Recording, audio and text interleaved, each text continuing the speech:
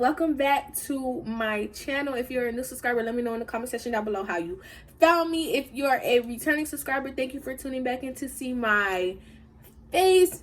As y'all can tell by the title of this video, this is my first reaction video. I'm going to be reacting to Jada and Will's Red Table Talk about the whole August Alsina situations.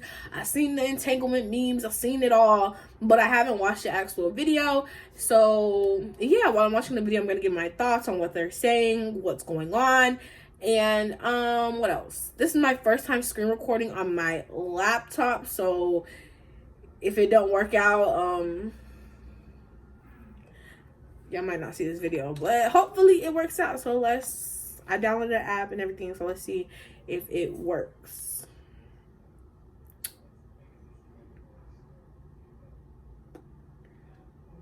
Okay, it seems to be working, so let me go ahead, pull it up. I already have it sitting queued up, big screen it, and let's get started. Hopefully it records for the whole thing because I paid $4 for this. Okay. Oh, that was disrespectful. Okay, hold on. It's acting a little dumb. This okay. Red Table for me, just all the stuff that's going on in the press. I felt like it was important to come to the table to really clear the air. Somebody made a statement for me that wasn't a statement I made. That went cray-cray. And one of the reasons why I wanted to come to the table is the media, the headlines. We specifically never said anything. Yeah. We were purposely not saying anything. Any headline. Their management, PR, whatever it's called, Most Def came out and said y'all was not part of it. Y'all don't know what that man was talking about. So y'all might not have said nothing, but y'all told y'all PR to say something. So let's continue. It says Jada said or Will said or the Smith said is not true. We specifically never said anything. Right. So coming to the table was like, we just felt like it got to the point where you got to say something. Yeah, and to stop that cycle. Yeah. You know, there's people's feelings involved. Right. Right. You know, and at the end of the day, I don't like how all of this came to be. That doesn't matter. It's all love, honestly. And I would usually not, you know, that would be something I wouldn't comment on at all. Yeah. You know, and I feel like it's a situation that I consider private. You just feel like it ain't really nobody's business. Yeah, But now black. Well, she's right. It was nobody's personal business, but now it's out to the public, so it's either she controls the narrative, like the people involved control the narrative, or they let the people run with this. So it is your personal business, but somebody within that business decided to put it out, so now you do gotta address it, or else you can't control the narrative. So yeah, don't get with a kiss and tell type dude, period, point blank. Has claimed it as their business. But you know, I feel like it's healing that needs to happen. And I know there's a lot of stuff going on in the world right now. Yeah. Even though this is minuscule, I do feel like it's these kinds of things that create the world that we're in. And the idea of not communicating, not talking about it, not clearing the air, and just being as transparent. Just being transparent. And I'm here with you. I thank you for that, because you've been on a hell of a journey with me. So that's what we're going to start with. This is a very personal journey. Yep. That became very public. Yes, absolutely. For whatever reason. So what happened, Jada? Okay, so let's start with, I guess about 4.5 years ago. Yep. I think it was about 4 years like ago. In 2015, early 2016? Started a friendship with August. And we actually became really, really good friends. Let's be clear. They might have been friends, but she only got introduced to him because August was friends with Jaden, okay? That's how they got introduced. He was friends with her son. And you could see the pictures and everything. And it all started with him just needing some help. You know, me wanting to help his health, his mental state, Because for me, that was the thing when Og first came around, he was really sick. He was really sick, yeah. And the outpouring for him from our family was initially about his health. Yeah. And I mean, we found all those different resources, you know. And if you're unaware, August Alsina has a immune disease that makes him it makes him he gets very, very sick, like immune deficient disease, immune compromised. I don't know the specific wording, terminology, or anything like that. And on top of that, he was also dealing with his brother and I believe sister-in-law. I'm not sure. You guys can double check that. Passing away, so he's basically became a parental figure to his nieces that he had to take care of, and it's four girls to help pull him through. And from there, you know, you and I were going through a very difficult time. Yeah. And we decided... I was done with your ass. Yeah, you kicked me to the curb. I was done with you. Yeah. Marriages have that, though. Marriages have that. Yeah, we broke up. We decided that we were going to separate for a period of time, and you go figure out how to make yourself happy, and I'll figure out how to make myself happy. Well, at that particular point in time, it was indefinite. Yeah, I really felt like we could be over. In my humble opinion. Yeah, no, we were over. And then what did you do, Jada? Well, you know, I think from there, you know, as time went on, I got into a different kind of entanglement with August. One thing I want to get... Entanglement, baby. Nah, Jada, I feel like she just be saying stuff. You know what? I'm going to keep watching, and I'm going to get my thoughts at the end. Let me just stop pausing. About clean up one of the things that was kind of swirling in the press about you giving permission, which is... you know, the only person that could give permission in that particular circumstance is myself. Yes, exactly. Yeah. But what August was probably trying to communicate, because I could actually see how he would perceive it as permission, because we were separated amicably. Yeah. And I think he also wanted to make it clear that he's not a homewrecker, which he's not. I think so. I mean, because this is your red table, and you brought yourself to the red table. I think you need to say clearly what happened. As far as what? You and I decided we were going to take our space, and what happened? Yeah, and then I got into an entanglement with August. That's what I said. An entanglement? Yes. Yes. A relationship? Yes, it was a relationship. Absolutely. I was in a lot of pain. And I was very broken. Now, in the process of that relationship, I definitely realized that you can't find happiness outside of yourself. And luckily enough, you and I were also going through a process of healing in a much different manner. I would definitely say we did everything that we could to get away from each other, only to realize that that wasn't possible. So we come into the red table. So I'm in the Jada position right now. So you know, you during that time launched into an interaction with August. What do you feel like you were looking for? I just wanted to feel good. It had been so long since I felt good, and it was really a joy to just help heal somebody. Yeah. I think that has a lot to do with my codependency, which is another thing that I had to learn to break in this cycle. Just that idea of needing to fix and being drawn to people that need help, whether it's your health or whether it's your addictions. There's something about that childhood trauma that feels as though it can be fixed through fixing people versus fixing me. Yeah.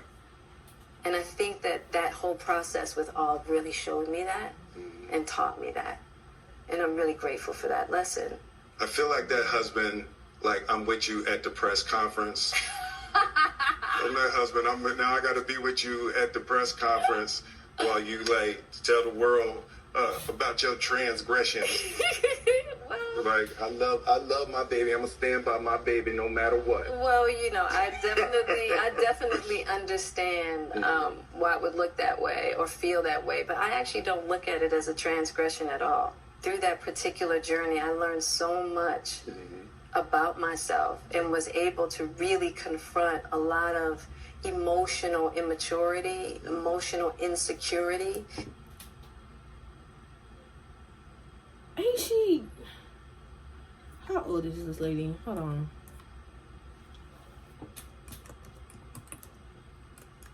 Man, I can't even type properly. How old is Jada Pinkett Smith? Alright. We're gonna see how old she is. Why did it didn't even type out, y'all? Ugh. She's 48, and this was 4 years ago, so she was 44 when this occurred. And emotional maturity, like, yeah, I guess, but yeah, whatever. And I was really able to do some really deep healing. And as I came through and started to realize certain things about you and I, he decided to break all communication with me, Right. which was totally understandable. Right. And I let that be and hadn't talked to him since. Right. So it is a little weird that all this stuff is coming out now, since this was Because for me, this was... I don't think it's weird, especially if he's doing a documentary, biography, whatever it's called. Especially if he's doing something about a journey about his life. I don't think it's weird to bring it up because, like you said, you were there at a very vulnerable time in his life that had a huge impact on it. Whether you felt like it was huge or not, it was part of his life. It was in a vulnerable time in his life, so it's going to have some influences. So I don't know why she's saying it's weird. Maybe because she talks about the documentary, or whatever he's doing, autobiography, but he is in a better place where he's not as sick, where he's dealing with his health better. So maybe that's why he wants to do it. Just get it out now while he's in a good position in life, especially in health. So I don't think it's weird, but that's my opinion. Years ago, right? So the fact that it's coming up now, and I think it could feel weird for people that we're laughing and talking about it, but it happened so long ago. And our experiences of working through it, fighting through it, talking through it, and therapizing through it, I think that the why now is weird. Yeah. When I say it's been a huge healing of my life and just what I had to confront and discover, about myself, the ugly truths and the beauty. So it was something that I felt like wasn't really ready to be discussed because it hadn't been that healing, because he hasn't wanted to, Og and I haven't talked in so long. You know what I mean? So I don't know. This all seemed very... One thing about healing that I don't like what she said here is she's saying that it was so random and like the healing didn't happen because they didn't talk to each other. Let's be clear. You do not have to talk to somebody in order to gain healing. Closure does not mean you always have to discuss with the person that you need closure from. Closure could just be coming at peace with you and yourself. So maybe August did that. I don't know none of these people personally or anything like that. But for her to say the healing didn't occur because we haven't talked to each other, some people can't heal that way. Some people like to heal on their own. And that method might not work for everybody, but maybe it worked for August. So for her to be like, oh, we didn't heal because we didn't talk. No, because holding on to burdening feelings, it's a lot easier for some people to just be like, okay, I'm going to handle it on my own rather than get with the person that caused me the pain. So, like, I don't like that tidbit about her talking about we didn't heal because we didn't talk about it. You can heal on your own. It doesn't work for everybody, but some people can heal on their own. All right, let's continue. Ooh, what I did. Strange, But I'm grateful for the journey that you and I have had together. Because I feel like there are a lot of couples that go through those periods. Yeah. And a lot of couples that have to separate and think it's over. And, the one thing I'll say about you and I is that there's never been secrets. Right. We came together young, and we were both broken in our own ways. and to be able to make mistakes without the fear of losing your family is so critical. Yeah. It's the idea of any relationship and trying to get to deeper understanding of love is going to be forged in fire. Yeah. There's no way around it. Yeah. And I think that one of the things that I'm deeply grateful in this whole process between you and I is that we have really gotten to that new place Yes. of unconditional love. Because I wasn't sure I was ever going to speak to you again. I know. Yeah, like the fact that I'm speaking to you again is a miracle. I would agree. No, but it ain't for the weak at heart. There's just certain things that you have to go through, and it's like... And I wish, I wish that wasn't the case. There's not certain things you have to, like, I get it, marriages have up and down, I've never been married or whatever, but I refuse to let my marriage have an entanglement. Like, unless we're fully divorced, you shouldn't be with nobody else. I don't care. That ain't part of the ups and downs. Entanglements with other folks, that's not part of it. No.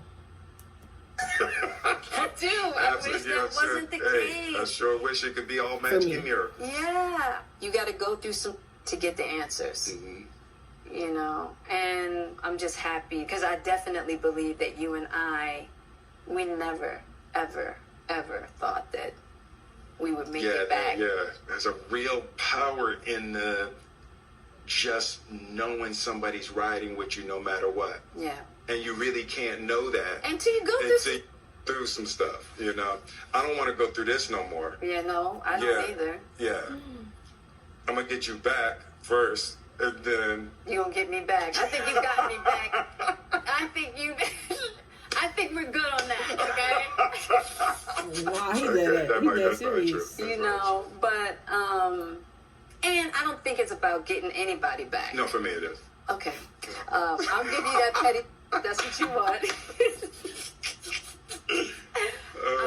But, I will definitely say it's just part of it. Yeah. If you expect to be with somebody for a lifetime. 25 years and counting. We ride together. We die together. Bad marriage for life. No. That's terrible. It's the truth. It's the truth. But yeah, it's just part of the journey. I told you the first year we were married. What'd you tell me? That I can love you through anything. And I didn't believe you. Yeah. If somebody looked through a crystal ball and said this, and this is gonna happen, I'd be like, no way. Yeah. You thought I was that I didn't have the girth that it was going to take to ride with you through. Yeah, I didn't know if you would be willing to find the deep capacity to love me. Yeah. How am I doing? You're doing great. Mm-hmm. Yeah. You're awesome. So that's the end of it. It's only about like 12 minutes long. They didn't really talk about much, in my opinion. It kind of like, someone said this on Twitter. The way Jada speaks on Red Table Talk, she's just finding a intellectual way to say nothing. Okay? Because I feel like if they wanted to have a talk about their marriage, let me stop this screen recording, dog. If they wanted to talk about the journey of their marriage and what happened and all that good stuff, then like they could have did that, but they didn't really address the rumors like I expected them to. Like, it's like you talked about him entering the family because he was in a vulnerable position, but you didn't discuss, like, I'm not saying she has to, but I feel like what people were expecting was for her to segue into, this is how it went from us trying to be a caring, nurturing, like, environment to this is how it came to be. Like, I don't know, maybe I feel like she said she was like, oh, she's, because of childhood trauma, she's come to this, like, she's had this like this complex of like helping people and like helping like the sick bird complex. Basically, like, you see a bird with a hurt wing and you want to help it. Like, she kind of had that mentality. Like I could understand what she meant with trying to say, oh, because I didn't want to deal with my problems, I took it upon myself to deal with other people's problems, so I didn't have to focus on mine. Like, that was good. But at the same time, she's not, yeah, I guess the situation was good for her because she learned about herself. But I feel like, in my opinion, she's not addressing the fact that what she did could have a major impact on anybody, okay? I'm not going to speak for August because I don't know how he's dealing with it or whatever the case may be. I seen him lashing out at Kiki on Twitter. That's neither here nor there. Like, I can't decide how he's going to speak, but if you have to think about it, it's like, in my opinion, I'm not saying she's a predator. I will not say that, but it has very predator-like characteristics to it. And by that, I mean, it's like, switch the genders, okay? Say it's a dude and a girl, and the dude is the older one, about 40 some odd years old, so about 44 years old, and it's a girl, she's like 21. When there's age difference between guys and girls, it's already looked at a little weirdly depending on how big the age gap is. And add on top of that this guy is a high person in society, people, like a beloved person in society with like an actual like family, wife, and everything like that, and the society doesn't know that they're having marriage issues. So in their eyes, this relationship is perfect with the dude and his wife and children, while you have this girl here who's dealing with the disease, the sickness of whatever, and has to deal with her brother being dead, her, I believe, sister-in-law, don't quote me on that, and then having to take care of 4 little girls while also having to take care of their deteriorating health. And this guy gets in and they end up sleeping together, having a relationship. And people are going to be like, that's inappropriate, because not only are you her senior, but you came into her life in a very inappropriate time. Not saying that you can't have relationships, but when somebody is dealing with that kind of hurt, that kind of pain, on top of it's like these kids just lost their parents, right? And now you have somebody who's supposed to be their guardian also on the brink of dying because of health issues.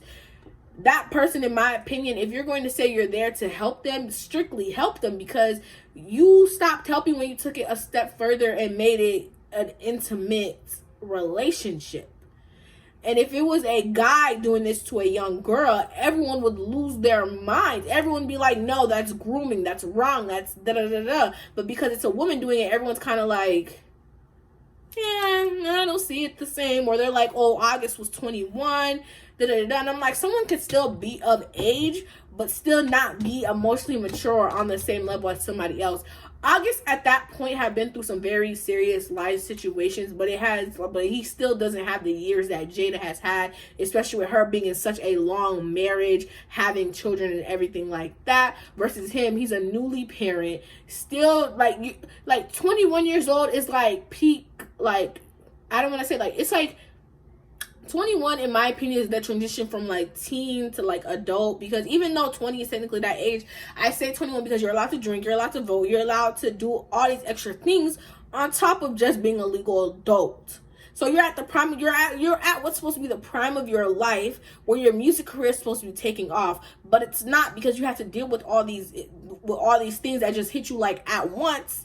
And then some older lady comes in, you're friends with her son, and in most people's eyes, it would be viewed as like a mother-son situation. Not saying that, but it's supposed to be viewed in that kind of like family relationship, and then it turns into something like that. You kind of have to be like, hold on, this is inappropriate. So I feel like she didn't touch on that enough for me, because I get it, you were in a bad marriage or a bad place in your marriage. You and your husband were on the outskirts. You wanted to feel good, and I get that, but at the same time, at what cost? You know what I'm saying? At what cost does it like start to be like, okay, now I'm bringing other people into my issues who already have to deal with so much on their plate, and it's kind of like,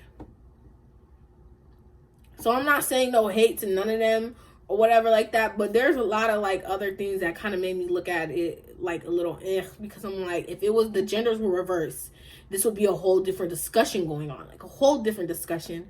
And, you know, some people I'm seeing some people try to use this as a way to discredit women or whatever, and try and be like, this is why men are so closed and da-da-da. No, it's not. No, it's not. No, it's not. It's really not. This is a man's worst fear.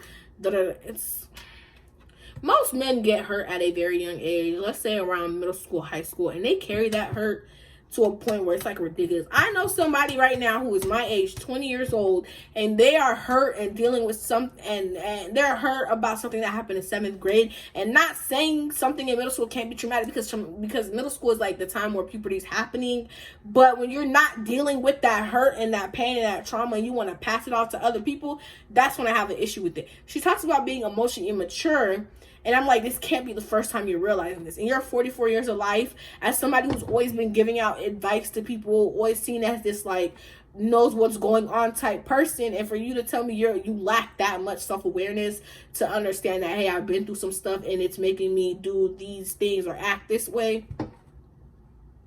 And I felt like she didn't take responsibility enough for me. She kept saying it was my marriage this or my childhood that. And it's like, okay, at what point do you say it's me? Like, yes, these things influence me, but I still have the right to choose what I'm doing in life. Like, yes, I can understand where you're coming from, but at one point you have to own it as a person and say, yes, these things influence me, but there was a different way I could have went about it. I should have did this or I should have did that. You passing off blame to the marriage and this, that, and the third. I just don't comprehend it. It's not for me. At one point, you do have to claim responsibility. But like I said, I don't know none of these people personally. This is just what I'm seeing in the media, what they put out for us to see. So these are what I'm going based on what I've seen. That's it. That's all. I don't know nobody personally. So whatever they give me is what I can go off of. And that's just how I feel. The Red Table Talk, I just felt like was they said a whole lot of nothing. Okay? Like, they said Will knew, but it's like, okay, when did he find out? Like, did he find out when it was happening, or like years later, or like a year or two later? Or if y'all were separated, did y'all honestly say, hey, we can do whatever we want with other people despite, even though we're separated? Because yes, you could be separated with somebody, or you could be on a break with somebody or whatever, but if it's not discussed the boundaries of that, if y'all didn't discuss the boundaries of that break, it's going to hurt somebody regardless. Like, they might say their marriage was bad, but that doesn't mean you stop caring about the person. And I could see the hurt on Will's face. If he says he's not hurt, then he's not hurt, but you would kind of see like the like, you would do that with anybody, even if you're not in love with them anymore. If that's somebody you used to care about in an intimate way, you're gonna always be a little like, like, not to be rude or malicious, it's just kind of like, you know, I have history with that person. But yeah, this table talk was a whole lot of nothing, in my opinion. They didn't really talk about much, or what I felt like they didn't really address nothing important. So those are my thoughts and opinions. If you don't agree with me, that's fine. You can have your own personal opinions. Yeah. At the end of the day, don't get somebody who's going to kiss and tell. And if somebody is in a vulnerable place in their life, leave them alone if you're not there to be a supportive friend. If you're trying to get in an intimate relationship when somebody has so much going on, please move around. Let them be. Let them heal first. Let them get right. And then you can come try and be in a relationship with them afterwards or whatever. But yeah, that's it. That's all I have to say. I hope you guys enjoyed the video. Make sure you like, comment, and subscribe to tune in to see more things. Next week's video, I'm going to be talking about TMZ and those type, and the Shade Room, because some of these media outlets are ugh. And RIP to Naya Rivera. I don't even like talking about it because I hope her family's doing well. I hope her friends are doing well. I hope her son is doing okay, because I don't know how you explain that to a 4-year-old. Like, I'm hoping they're all healing and trying to process. Even if they're not healing, I hope they're grieving in peace, and like people are leaving them alone and giving them that space. So that's it. I'm gonna end the video right here. I hope to see you guys next week, Wednesday at 3 o'clock. Like always. Bye.